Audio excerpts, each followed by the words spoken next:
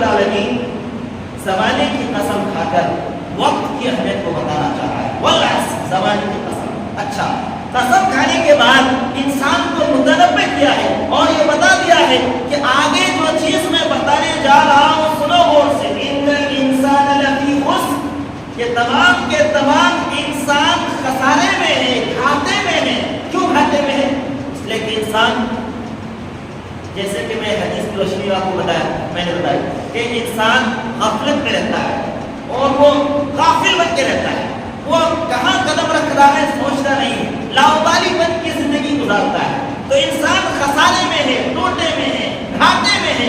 ہاں کچھ لوگ ہیں اللہ رب العالمین نے استثناء کیا ہے، اس کی تلافی کے لیے انسان کو بتا دیا ہے کہ ہاں انسان سب کے سب گھاٹے میں ہے، خسارے میں ہے، مگر ہاں وہ لوگ جو یہ کام کرتے. 4 قسم کے لوگوں کو اللہ رب العالمین نے مستثنیٰ قرار دیا. اگر یہ 4 صفت انسان کے اندر پائی گئی تو یقیناً وہ انسان کامیاب ہے. بابرات، یقیناً وہ انسان کامیاب ہے. وہ 4 صفتیں کیا ہیں؟ اللہ رب العالمین پہلے تمام انسان کو خسارے اور گھاٹے میں کہہ کر 4 لوگوں کو متنبہ کر، 4 لوگوں کو مستثنیٰ کر دیا اور کہہ دیا کہ یہ 4 قسم کے لوگ ہیں جو یقیناً کامیاب ہیں. معاملات وہ کون لوگ ہیں؟ الا الذین آمنوا، جو ایمان لے کر آئے. ایمان لے کر آئے کس پر؟ اللہ اور اس کے رسول پر. اسی طرح ایمان کہتے کس کو؟ ایمان کہتے ہیں کہ دل سے یقین کرنا، دل سے یقین کرنا اور زبان سے اقرار کرنا اور اعضاء و جوارح سے اعمال انجام دینا، اسی کا نام کیا ہے؟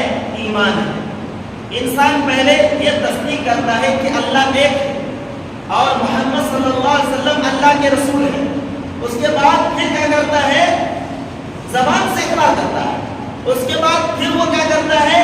اپنی کہی ہوئی بات، اپنے دل سے تصدیق کی ہوئی بات اور کہی بات کو وہ عملی جامہ پہناتا ہے.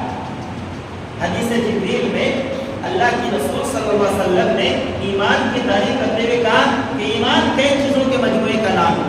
ان تؤمن باللہ وملائکتہ وکتبہ ورسلہ والیوم الآخر وتؤمن بالقدر خیرہ وشرہ.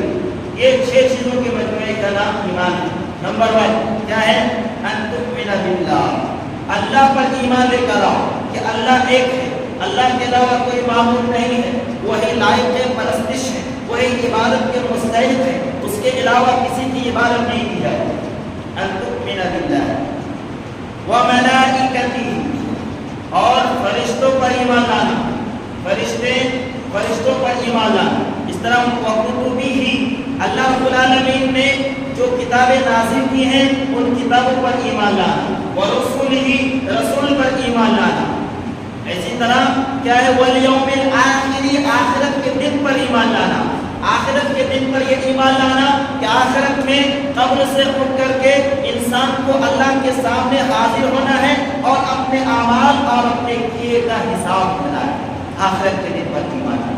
اسی طرح تقدیر پر، چاہے وہ تقدیر بھلی ہو یا بری ہو، اللہ نے جو لکھ دیا ہے ان تقدیر پر ایمان لانا، بھروسہ کرنا، اسی کا نام ایمان ہے. تو ایمان کہا الا الذین آمنوا، مگر ہاں وہ لوگ جو ایمان لے کر آئے، وعملوا الصالحات، اور نیک عمل کیے. نیک عمل، معلوم یہ ہوا کہ صرف ایمان لانا کافی نہیں جب تک کہ ایمان کے ساتھ ساتھ عمل کا دخل نہ ہو. ایمان اور عمل یہ لازم اور ملزوم، یہ دونوں چیزیں جدا نہیں ہو سکتی ہیں. اگر آپ ایمان لے کر آتے ہیں تو آپ کے اعضاء و جوارح سے اس کا اظہار بھی ہونا چاہیے، اس کا اظہار بھی ہونا چاہیے. تو الا الذین آمنوا وعملوا الصالحات وتواصوا بالحق وتواصوا بالصبر. تو جو لوگ ایمان لے کر آئے اور عمل صالح کیے، یہاں ایک اور چیز ہے، عمل صالح میں تواصوا بالحق وتواصوا بالصبر یہ شامل ہے. یعنی حق کی وصیت کرنا اور صبر کی وصیت کرنا. تو یہاں جب اعمال صالح کی بات آ گئی تو پھر اس کے بعد وتواصوا بالحق وتواصوا بالصبر لانے کی ضرورت ہے. یہ ہے بلاغت کا قاعدہ. یہ ہے کہ آپ کو یہ ذکر کیا جاتا ہے کہ ذکر الخاص بعد العام، یعنی عام کے بعد پھر خاص کا ذکر کرنا. یہاں اللہ رب العالمین نے کہہ دیا